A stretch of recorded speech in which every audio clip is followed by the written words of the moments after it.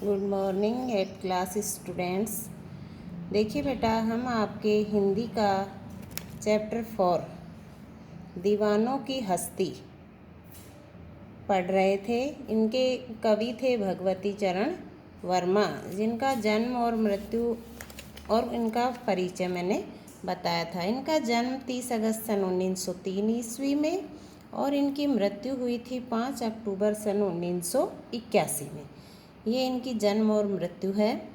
अब इसमें कविता में हमें बताया गया था कि कवि मनुष्य को सभी तनाव और चिंता छोड़कर मस्त रहने का संदेश देता है। तो इसमें हमने पहला पद पढ़ लिया था। आज हम दूसरा पद पढ़ने जा रहे हैं। देखो, आए बनकर उल्लास अभी, आंसू बनकर बह चले अभी, सब कहते ही रह गए, अरे तुम कैसे आए कहाँ चले।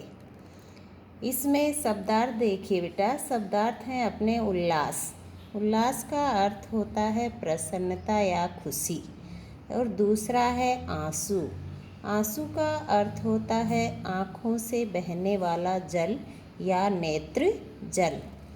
अब हम इसका चारों लाइनों का संदर्भ लिखेंगे। संदर्भ में पहले पद में भी मैंने आपको बताया था कि संदर्भ में हम लिखेंगे कि प्रस्तुत पद्यांश हमारी पाठ्य पुस्तक वसंत भाग 3 में संकलित कविता दीवानों की हस्ती से लिया गया है।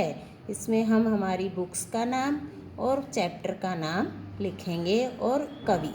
तीसरी बात, इसके कवि भगवती चरण वर्मा हैं। अब देखिए बेटा, इसके बाद हम लिखेंगे प्रसंग। प्रसंग में हम लिखेंगे कि इन पंक्तियों में कवि हमें क्या बता रहा है। इन पंक्तियों में कवि कहता है कि हमारे बारे में आने और जाने का सिलसिला एक रहस्य ही रहा है। हमारे बारे में अर्थात जो दीवाने होते हैं उनके बारे में कहा है कि इनके आने और जाने का सिलसिला रहस्यमय ही रहा है। अब इसकी व्याख्या करेंगे। व्याख्या में देखिए बेटा, कवि कहता है कि आए बनकर उल्लास अभी। इन चारों पंक्तियों में कवि कह रहा है कि अभी लोगों के लिए हम प्रसन्नता लेकर आए थे। अर्थात दीवाने मौज मस्ती वाले लोग जहाँ भी पहुँचते हैं अपने साथ खुशियाँ ले जाते हैं। तो इसमें कवि कह रहा है कि हम लोगों के लिए प्रसन्नता लेकर आए थे। अर्थात हम आए तो लोग बड़े खुश हुए। आंसू बनकर बह चले अभी।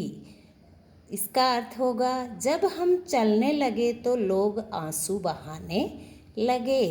अर्थात जब भी दीवाने मौज मस्ती वाले लोगों आते हैं तो प्रसन्नता अपने साथ लाते हैं तथा जाने पर वो लोगों को आंसू दे जाते हैं। नेक्स्ट लाइन है, सब कहते ही रह गए, अरे तुम कैसे आए कहाँ चले। इसमें कह रहे हैं कि हमारे विषय में ये सब कहते ही रहते हैं कि तुम कैसे आए और कहाँ चले जा रहे हो। ये बेटा हमारी चारों लाइनों का क्या थी, व्याख्या थी। व्याख्या के बाद एक पॉइंट और आता है हमारा विशेष। विशेष में हम लिखेंगे कि ये चारों लाइनें जो है पद्यांश की वो हमें क्या संदेश दे गई।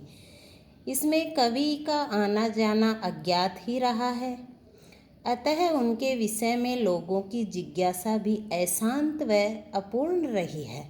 लोगों के जो प्रश्न जो उनसे पूछे जा रहे थे वो पूरे जिज्ञासा, उनके जानने की जो इच्छा थी कि तुम क्यों आए, कहाँ जा रहे हो, ये सारे अधूरे ही रह गए हैं। ये बेटा आज हमारा एक पद था। इसके शब्दार्थ तो इसमें 2 ही हैं। आप लोगों को इसे पढ़कर देखना है और आगे जो भी समझ में नहीं आए उसे फिर से करना है। धन्यवाद।